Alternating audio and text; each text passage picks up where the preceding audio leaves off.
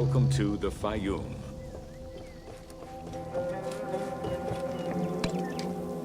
The Fayoum Oasis is an enormous basin in the western desert that formed from the Nile's overflow.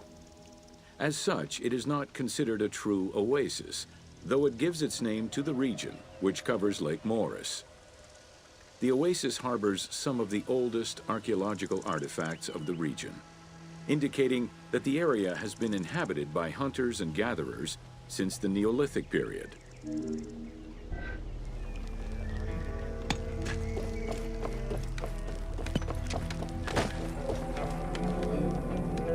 The Fayoum Oasis drains into Lake Moeris, which was a large freshwater lake, but at some time became a saltwater lake. In the 12th dynasty, ancient Egyptians redirected the water flow with a dam and dug a supply canal using the lake as their reservoir.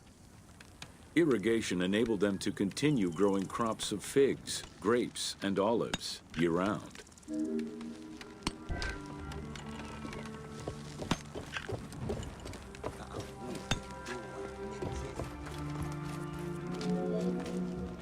Reed boats, feluccas, triremes, and kerkeros were the most commonly found craft within the landlocked waters of Egypt.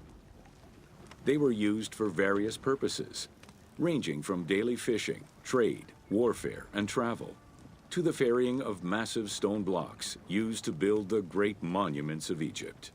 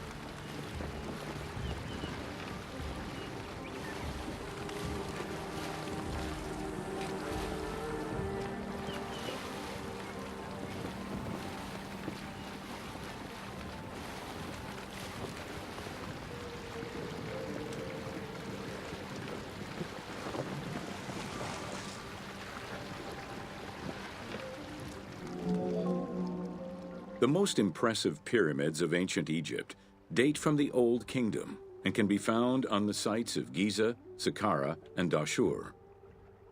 However, one particularly famous pyramid of the time is located elsewhere. During the Middle Kingdom, some pharaohs chose the Fayoum as their final resting place. One such ruler was Amenemhat III. His pyramid left a mark on the imagination of antique chroniclers. They refer to it as the Labyrinth, mostly due to the vast mortuary temple complex at the foot of the pyramid. Herodotus mentioned that he had visited 12 courts and over 3,000 of its chambers. But he was also well known for being prone to hyperbole.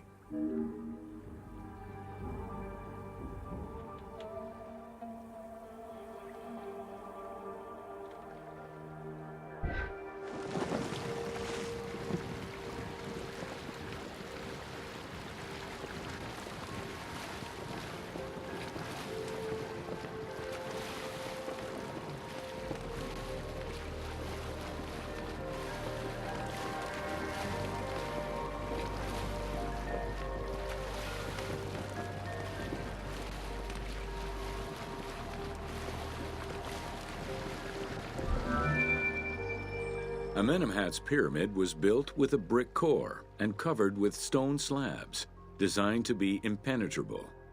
The burial chamber, made out of a single block of sandstone, is unique in its design.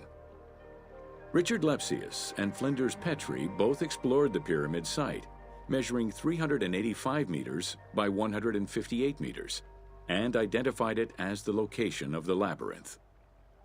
Their research conditions were difficult, as most of the site had been submerged by the nearby canal.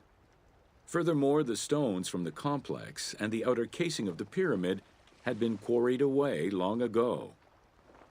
Ubisoft decided to give life back to this lost monument and the many crypts that were said to be devoted to the sacred crocodile god, Sobek.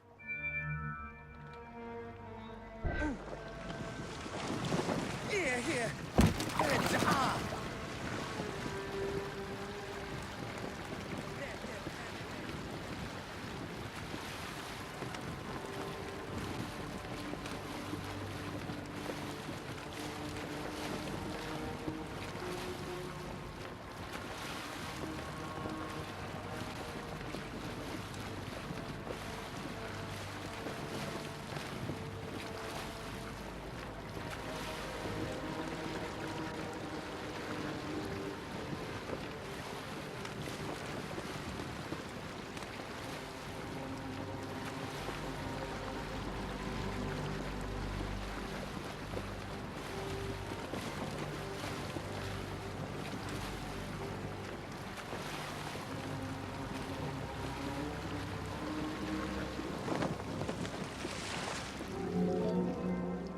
Founded during the 5th dynasty, the site was popular during the 12th dynasty under the name of Shedet.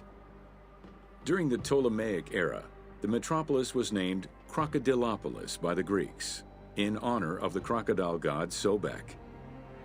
During the Greco-Roman era, the Cleruks, soldiers of the Ptolemies, settled there after their military service and expanded the irrigation systems. Irrigation and water distribution tripled the arable land and turned the city into a lush and rich area. 27,000 inhabitants lived in its precinct at its height. The city's location was strategic in controlling the many small waterways connecting to the main canal, and thus the Nile.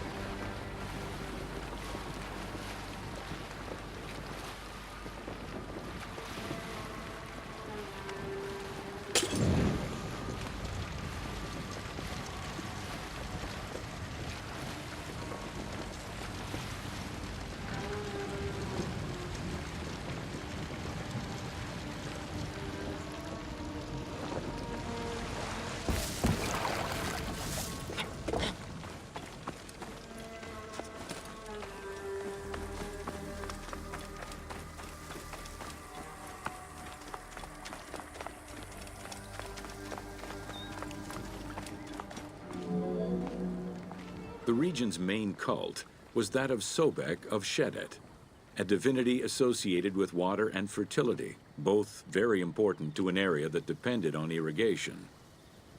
Many local villages had the title Town of Sobek added to their official designations.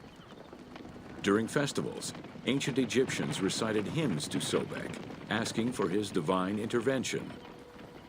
Greek settlers and later Romans would help the Temple of Sobek's economy to flourish by adopting the local embalming mortuary rites. Their sarcophagi were beautifully painted and adorned with amazingly realistic portraits.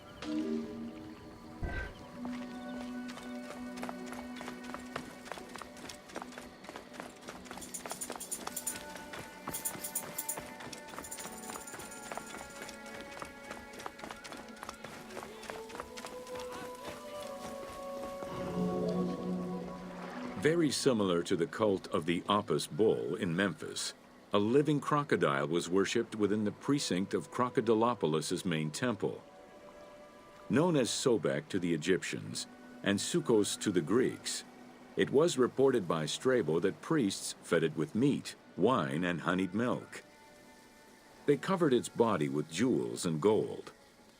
After its death, it was embalmed and placed within the crocodile's grotto, alongside thousands of other mummified crocodiles.